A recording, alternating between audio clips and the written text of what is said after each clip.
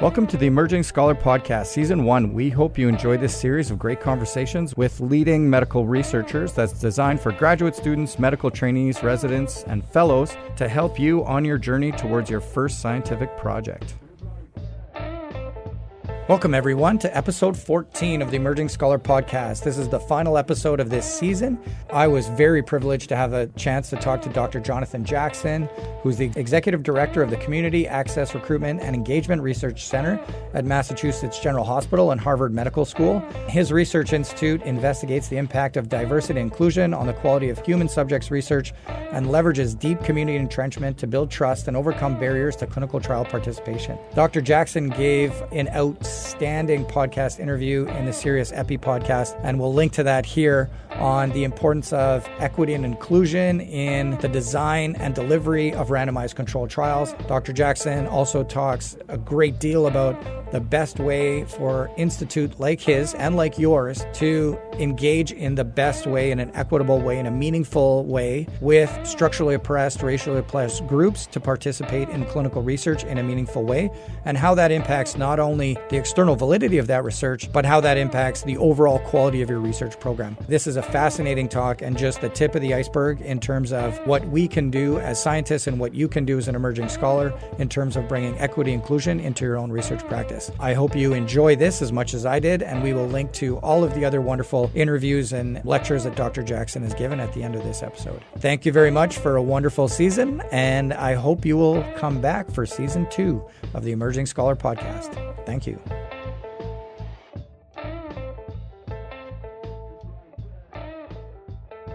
All right, and it's my pleasure to introduce Dr. Jonathan Jackson, who gave one of the best talks I think I've seen in 2022, but also probably one of the best podcast interviews I had heard in 2022. Jonathan, it is great to have you here. Could you maybe introduce yourself and give us some background on who you are and how you got into this space? Hi, Dr. McGavick. Thank you so much for having me on your podcast.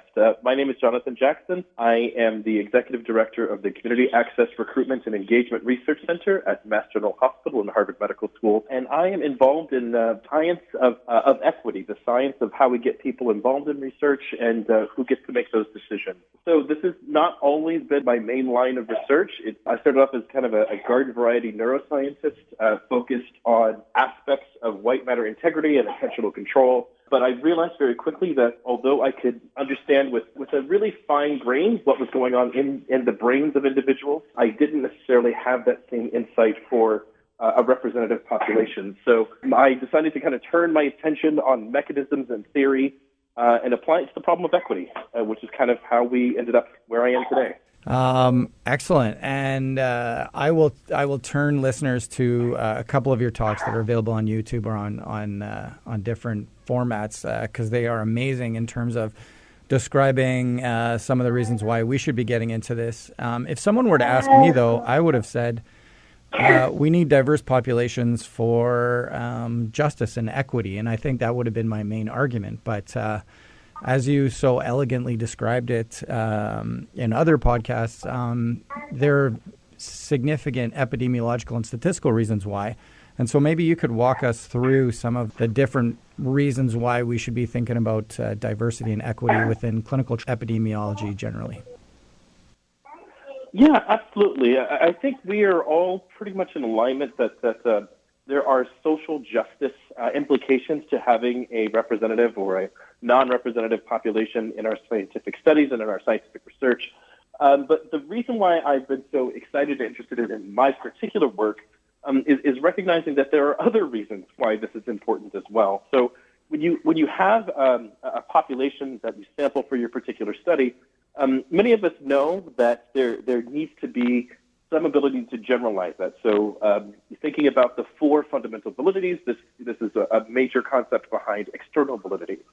But if you think about the other principal factors that underpin causal inference, especially in clinical research, where you need to be thoughtful about internal validity, statistical conclusion validity, and construct validity, it turns out that having a population that is not representative has significant ramifications for all four of the fundamental validities. So, in other words, if we don't have a population that reflects the burden or reflects, the individuals who are most likely to be at high risk for whatever it is that we're studying, then we may not be able to have high confidence in the quality of our science. And this is where I think, the work that I do is particularly useful and impactful, which is, I think it helps scientists realize that having, diversity, equity, and inclusion in research is not just a buzzword since 2020, but this is a way of supercharging the quality of our science so that we are better positioned for kind of scientific theory today.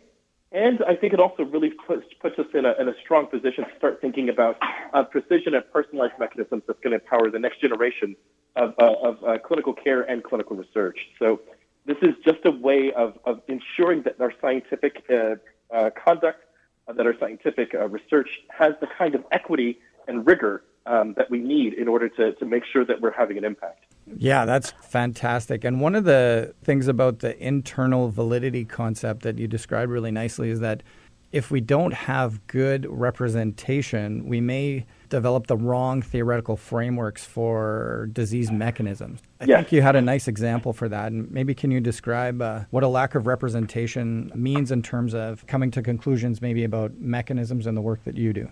Yes, my home area of research is really focused on Alzheimer's disease, which may be kind of the other end of the life spectrum from many of the people that that might be listening to this. But I think that the lessons are still relevant and very similar in lots of ways. So there was a really great research paper that came out, I guess about 3.5 years ago in the Alzheimer's literature that basically took a deep dive into one of our big data sets in Alzheimer's disease, where we had about 6,000 individuals that we've collected all over the United States and Canada. And what we realized is that if you look at those data sets and you try to identify and map out just something as simple as like a racial disparity in Alzheimer's disease, you ended up coming up with a conclusion that did not match any of the known scientific data. So what we saw in that data set is that white individuals were much more likely to develop dementia relative to black individuals, which is exactly, it's diametrically opposed to everything that we know in Alzheimer's research. And it turns out that the reason why you would come to that conclusion in this particular data set is because the populations were coming from very different groups. They were coming from entirely different categories. So all of the white individuals were presenting from a memory clinic. All of the black individuals were coming from community settings and churches. So what you have is populations that truly can't be compared. So it's really a matter of apples and oranges almost. So this is one of those issues where we think that we are doing the right thing by trying to be inclusive in terms of our recruitment, but inadvertently we introduce all kinds of unmeasured confounding that affect not only our ability to generalize, but also affect the integrity of things related to internal validity, statistical conclusion validity in particular. So that's one example. There are so many others that I could potentially highlight. Ultimately, there are these major problems when it comes to diversity. And while we think of them as primarily a matter of selection, so you're selecting the right population to be part of your study, it turns out that there are also huge considerations related to measurement theory and measurement error that are also potentially problematic if you don't have the right representative sample included in your research from the very beginning. So lots and lots of problems for us to be thinking about, more than just trying to have the right colored faces in our clinical trials. Unfortunately, it's just a much more complicated set of challenges than that.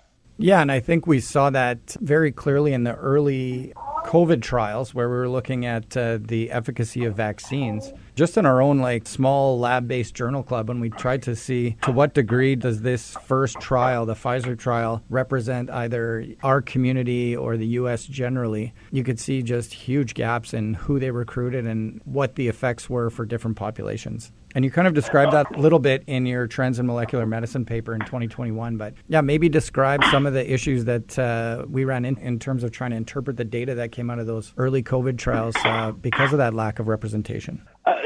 So thinking back to the early COVID trials, I remember following along with the recruitment related to those studies in real time. And I think one of the most fascinating talking points early on, before they were thinking quite so carefully and quite so granularly about recruitment, were the early reports of of what they called diversity in those studies. So obviously the early COVID trials were truly global efforts. They were recruiting in dozens of countries. Tens and hundreds of thousands of participants were ultimately screened for these studies. One of the things that they initially bragged about was how many minorities, that was the term that they used at the time, how many minorities were participating in the study. And what was interesting is that for these studies, anybody that was not Caucasian or white was considered to be a minority. You don't have to know very much about human populations to understand that globally speaking, Caucasians are a racial or ethnic minority. They're only about 16% of the population. So thinking even in terms of who gets to be a minority and who doesn't get to be one is a really, really fascinating question as you try to extrapolate from, dominant populations in the United States versus the dominant populations globally. From there were lots and lots of interesting questions that were not appropriately considered in the COVID trials. And I think that this is going to be widely and well known to most of your audience. But in addition to thinking about matters of generalization and, again, like these principles of what is a minority even, there were lots of additional challenges, such as who is going to be likely to want to accept a vaccine. What does that translational approach look like as you move from efficacy research to effectiveness research? Where do pop-up clinics need to be located? What kind of messaging do you need to do in order to mitigate concerns around trust and vaccine hesitancy? But even outside of these things, even moving away from a public health focus related to the COVID vaccine trial, there is a baseline problem related to efficacy, which is that as those early trials were reported, we simply did not have clarity on whether they worked on populations that are minoritized or marginalized here in the United States. So for Black and African American populations, we simply did not know. We didn't have the confidence to say that the vaccine worked as well in them as it did in other populations. If you look at those, the early data, the error bars were still just really, really huge, even though nominally there was a good amount of diversity in the trials, especially once later recruitment took over in the phase 3 trials. We still could not say with confidence that individuals that were at the highest risk received comparable rates of efficacy from the trial. So whether we're talking about basic generalization, whether we're talking about the implications of implementation and design, whether we're talking about even basic principles of measurement error in terms of understanding sort of the problems with pulse oximeters early on in the pandemic as well, we see that a lack of equity and a lack of consideration of inclusive design has not just singular problems, but layered knock-on effects in terms of understanding what disease pathology looks like, what risk looks like, what treatment looks like, and what recovery looks like for all of these individuals. So all of that is, I think, a wide range of problems to consider, in addition to thinking very broadly about long COVID, which we haven't even touched on yet. So in summary, we do have this problem of selection that I think many people recognize. There is just as significant concern when it comes to thinking about implementation and design of our research studies in order to uncover some of these problems, as well as, of course, relating to internal and construct validity around the measurement of the problems in the first place.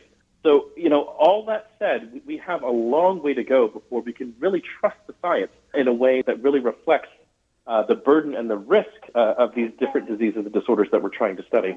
And I think one of the flaws that we run into, and as a white individual that came into this area through a different kind of lens, is that we may say, let's aim for proportional representation. Let's try to get a sample that reflects the population. But in terms of having an adequate sample size to be able to do some of these analyses, to look for effect modifiers or to understand whether or not your treatment's working in a selected population, you can't rely just on proportional representation. Because in a lot of these trials with low outcome rates, you're probably not going to have enough of a sample size to analyze those things properly. Yeah, absolutely. And this is why I often push for the term representativeness when it comes to clinical research recruitment. And that's just because aiming for diversity is really hard to operationalize. And if you do aim for reflecting the U.S. Census or reflecting the local demographics, you tend to miss out on some of the mechanisms that really might power the pathology of exactly what it is that you're trying to study. So instead of aiming for, trying to match your state or your county's demographics, you should really power for specific mechanisms. So if there is a group that is at disproportionate risk, they should be disproportionately represented in your research study, because not only will you better understand how the disease works in that population being at particular risk might help you understand the mechanics of the disease itself. So this is one of those things where thinking about equity, thinking about inclusion is good for its own sake, but it's even better when it helps you recognize that it gives you a leg up on understanding some of the subtleties of disease pathophysiology. analogy. Like equitable science is rigorous science and vice versa. Yes. What I really learned a lot and it really hit home was the importance of aiming for inclusivity rather than diversity. So not necessarily... Absolutely. And so maybe can you expand on that a little bit and how your group or other groups have expanded the inclusivity of getting into randomized controlled trials to make sure that the diversity at the end of the trial is close to where you want it to be? So I think there's a couple of points that I would want to make on that front. First, before I forget, I want to recognize that we may be at a point in our evolution of the quality of science that the randomized control trial is one in many tools in terms of understanding how we can have an appreciable effect on the burden and the risk for various diseases and disorders. But we may need to recognize that RCTs are not necessarily the only gold standard that may be available. We might want to complement RCT designs with N-of-1 design, with pragmatic trial designs, in order to understand the full spectrum of efficacy to effectiveness research.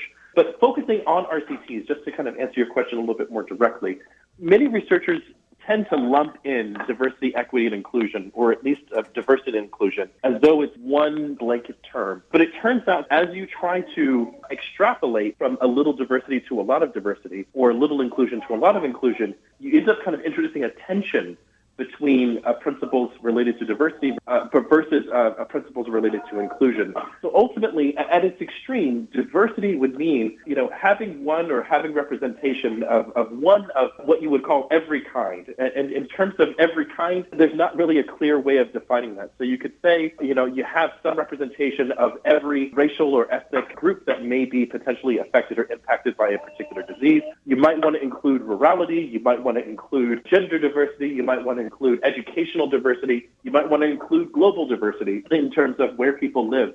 Pretty quickly, you run into this problem of, well, how do I know when I've done enough in terms of diversity? And the answer is that, you've never done enough. There's always going to be a group that will be marginalized, a group that may not be included. And so those kinds of principles run directly counter to core principles of exchangeability, which really powers causal inference in our science.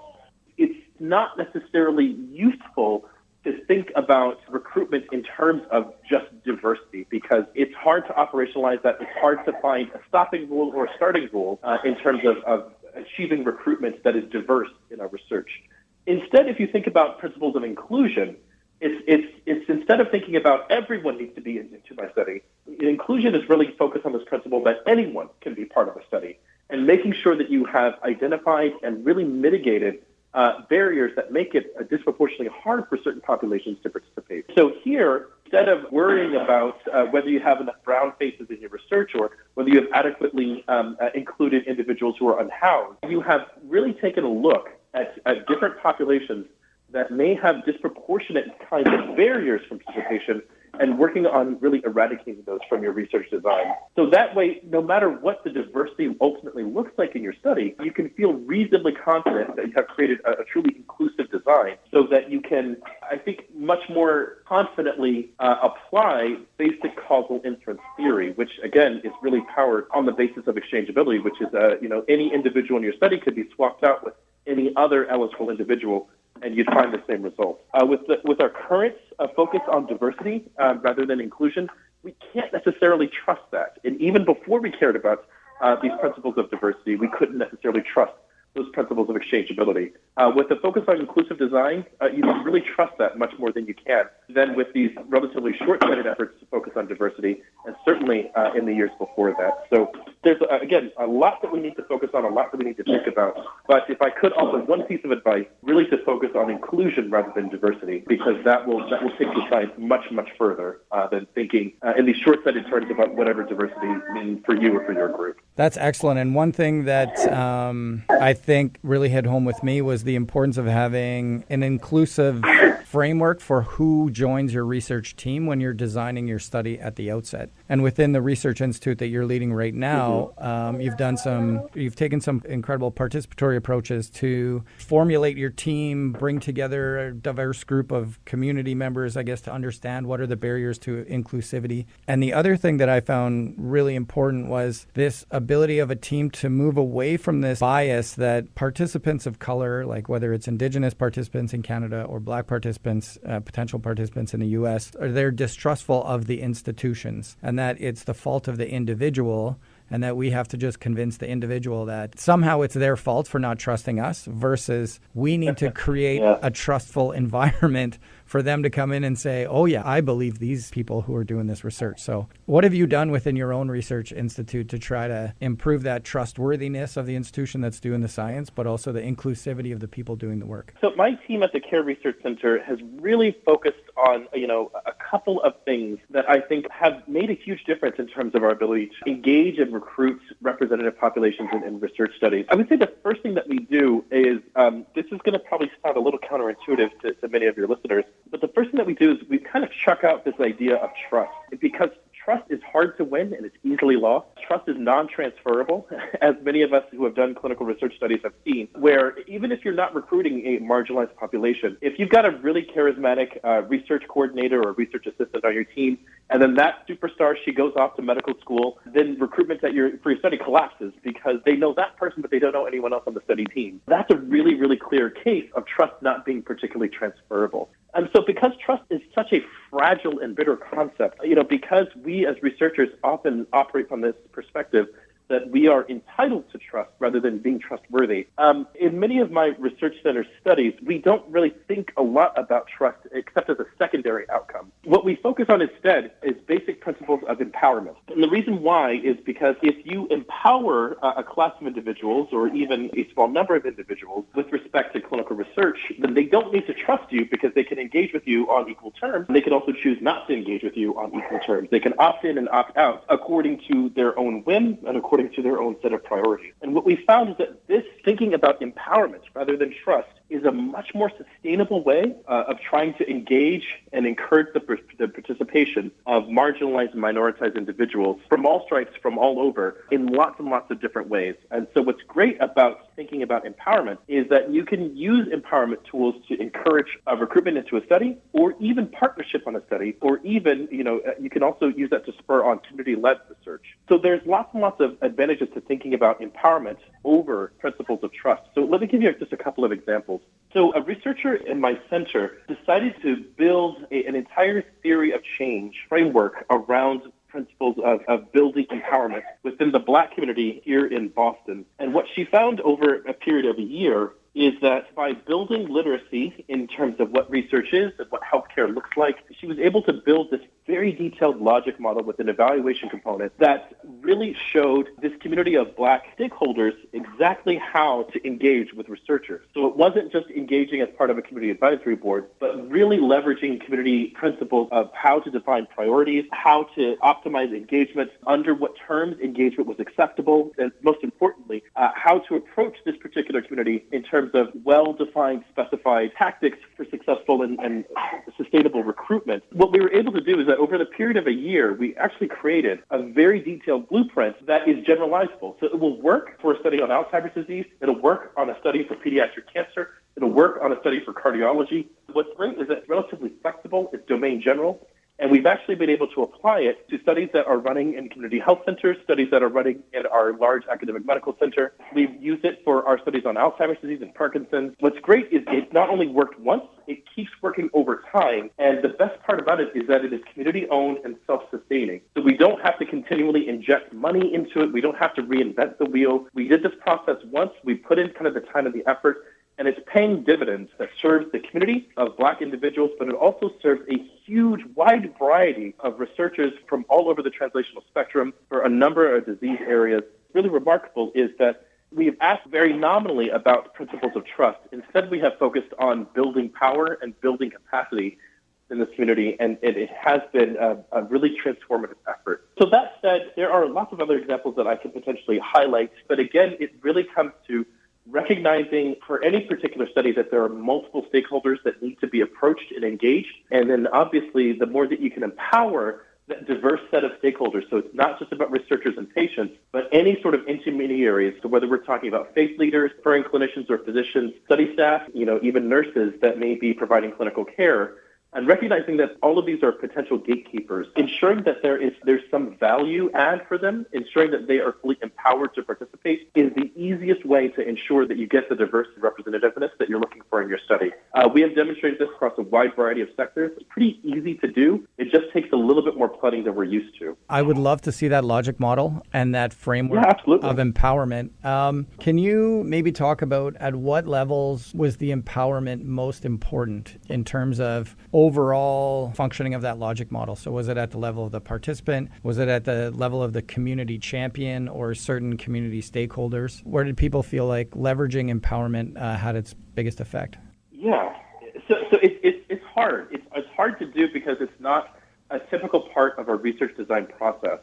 But it turns out that empowerment for different stakeholders is really important at different times. So if you are trying to empower, say, faith leaders around your study, it turns out that that's important when it comes to generating awareness about a particular study. If you're going to be empowering referring clinicians, that's super important when it comes to aspects of direct recruitment and enrollment. It's also really important when it comes to long-term retention for a study. So it really depends what part of the study that you're really thinking about and what part of the study is potentially your bottleneck in terms of being able to complete. So when you empower different stakeholder groups, if you can empower everybody, then your study runs really, really smoothly. But focusing particularly on where the bottleneck might be occurring, whether it's in raising awareness, whether it's engaging in your population, whether it's in facilitating direct recruitment, maybe it's in kind of reviewing your screening criteria and making sure that it makes sense for a particular population, or even thinking more carefully about long-term retention if you've got a longitudinal design or a cohort study that you're trying to run. Empowerment of individuals at different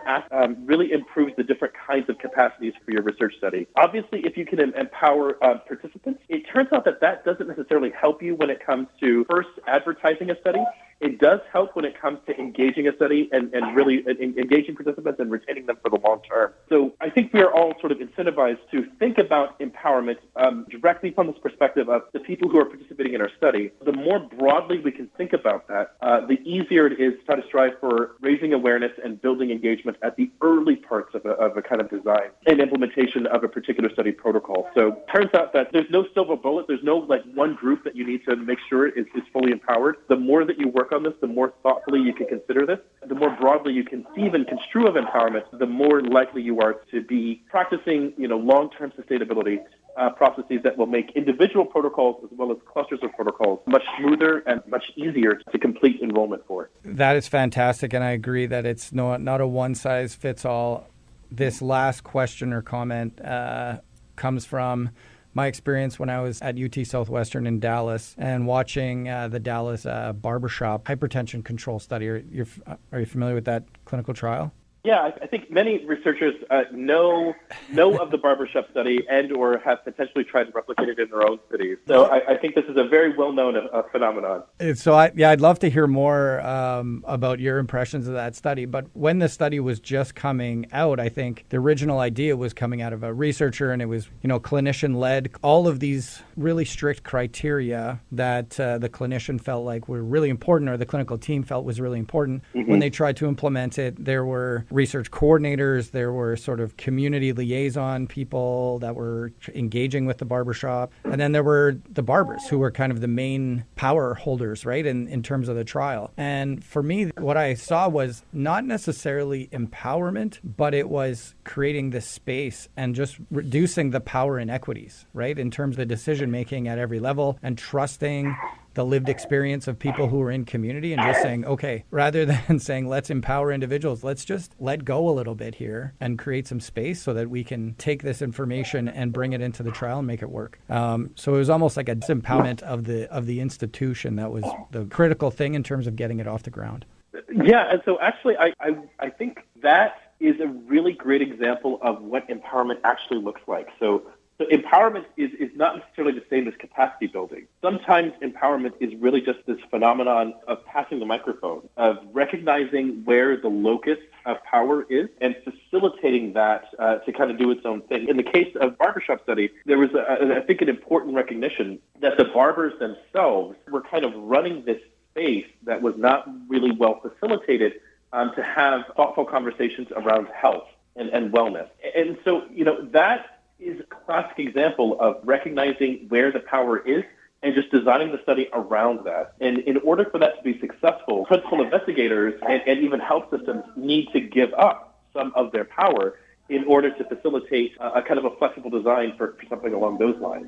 But I think that the bigger picture, though, is recognizing that in the case of the barbershop study, this is a really, really successful intervention.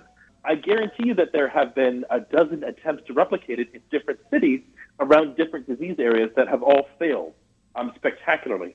And many of these individuals may not have centered the power structure in the same way that was done in Dallas. However, even if they did, there is an important set of considerations to recognize, which is to say that the power dynamics in Dallas and in Dallas area barbershops may not be the same as they are in Los Angeles. Even if you're still dealing with a Black and African community, it may not be the same in Boston or Toronto. We have to recognize that some of the reason why these things work is because an intervention is bespoke, that is fully customized and tailored to reflect the kind of the social graph, the multiplicity of social networks that are operating in a very complex way within a particular environment. So without a clear science of how that social graph is operating and how it recognizes and reinforces different kinds of power structures, we don't necessarily fully understand the mechanics for why something like the Dallas barbershop study was so effective.